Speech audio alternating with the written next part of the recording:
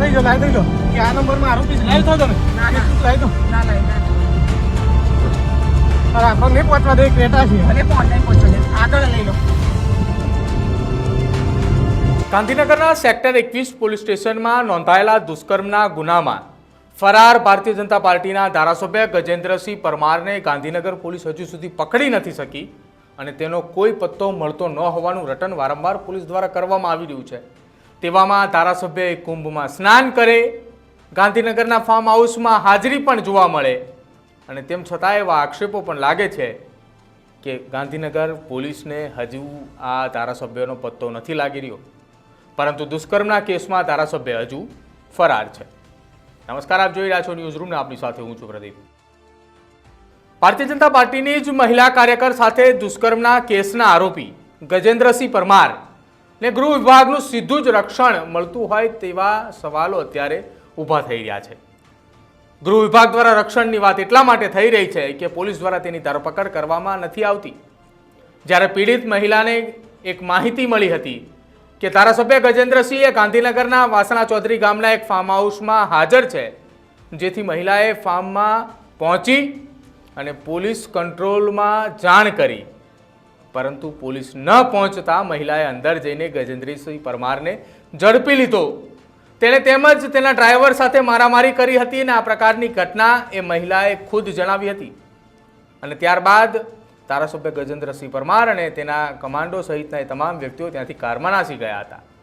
પરંતુ મહિલાએ તે કારનો પીછો કર્યો અને હાઈવે પર ગજેન્દ્રસિંહની કારને અકસ્માત થતાં મહિલાને ઈજાઓ પણ પહોંચી હતી. બીજી તરફ ગજેન્દ્રસિંહ ત્યાંથી ફરાર થઈ ગયા અને આ અંગે મહિલાએ દહેગામ પોલીસ મથકે ફરિયાદ પણ નોંધાવી હતી.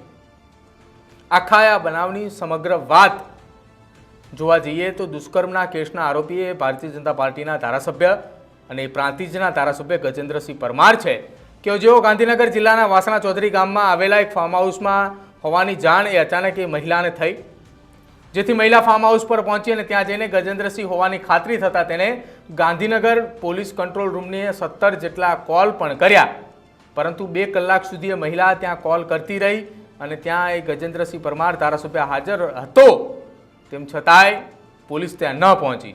2 કલાકથી વધારે સમય થયો, પોલીસ ન આવતા મહિલાએ જાતે જ ફાર્મ હાઉસમાં જઈ ગજેન્દ્રસિંહ સાથે તેને ઝડપી લીધો.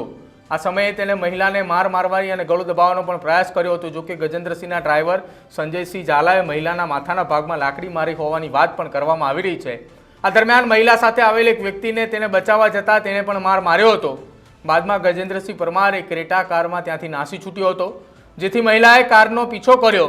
આ દરમિયાન હાઈવે પર બમ્પ આવતા ક્રેટા કાર ધીમી પડી હતી અને મહિલાની કાર સાથે અથડાઈ.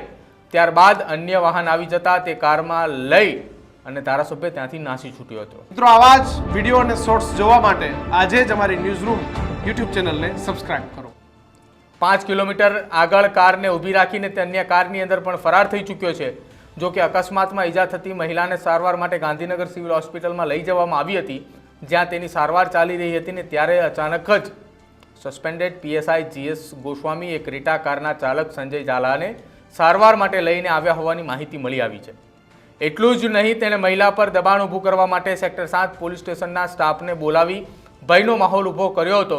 બીજી તરફ મહિલાએ સારવાર લીધા બાદ દહેગામ પોલીસ મથકે પહોંચી ધારાસભ્ય ગજેન્દ્રસિંહ પરમાર અને તેના ડ્રાઈવર સંજયસિંહ ઝાલા, ધારાસભ્યની મદદ માટે આવેલી સસ્પેન્ડેડ પીઆઈ ગોસ્વામી અને વાસણા ચૌધરી ગામમાં આવેલા ફાર્મની માલિકી ધરાવતા વ્યક્તિ વિરુદ્ધ ફરિયાદ નોંધવા માટે તજવીજ હાથ ધરી છે. જોકે હજુ સુધી ધારાસભ્ય કેમ નથી પકડાયા તેને લઈને અનેક સવાલો ઉપસ્થિત થયા છે.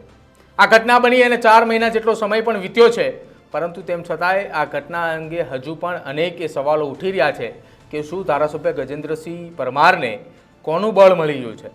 ભારતીય જનતા પાર્ટીની જ મહિલા કાર્યકર્તા સાથે જો આ પ્રકારની દુષ્કર્મની ઘટના બની હોય અને તેમાં જો ધારાસભ્ય ફરાર રહેતા હોય તો સામાન્ય માણસ સાથે જ્યારે કોઈ પણ આ પ્રકારની ઘટના બને છે તો પોલીસની કામગીરી કઈ દિશાની અંદર થાય તેને લઈને પણ સવાલ ઉપસ્થિત થઈ રહ્યા છે. એક તરફ ગુજરાતની અંદર વિધાનસભાનું સત્ર ચાલી રહ્યું છે, તેવામાં ધારાસભ્ય ગજેન્દ્રસિંહ પરમાર પણ વિધાનસભા સત્રની અંદર હાજર નથી જોવા મળતા. તેવામાં આ આખી ઘટનાને લઈને કાયદો અને વ્યવસ્થાની પરિસ્થિતિ કઈ દિશાની અંદર જશે તે જોવું રહેશે. કેમ કે કોઈ સામાન્ય માણસ કોઈ ગુનો કરે છે તો તેની ધરપકડ પણ થાય છે ને તેનું જાહેરમાં સરભરા કરવા માટે તેનું સરઘસ પણ નીકળે છે. ત્યારે ધારાસભ્ય છેલ્લા 4 મહિનાથી ફરાર છે, તેમ છતાંય તેની કોઈ ધરપકડ કરવા માટેની તૈયારીઓ એ પોલીસ નથી કરતી. જ્યારે પણ પોલીસને પૂછવામાં આવે ત્યારે એવું રટન હોય છે કે તેઓ અમારા પકડથી દૂર છે, ધારાસભ્ય ફરાર છે. તમારું શું માનવું છે આ ઘટનાને લઈને તે ખાસ અમારા કમેન્ટ સેક્શનની અંદર જરૂર જણાવજો. જોતા રહેજો ન્યૂઝરૂમ. નમસ્કાર.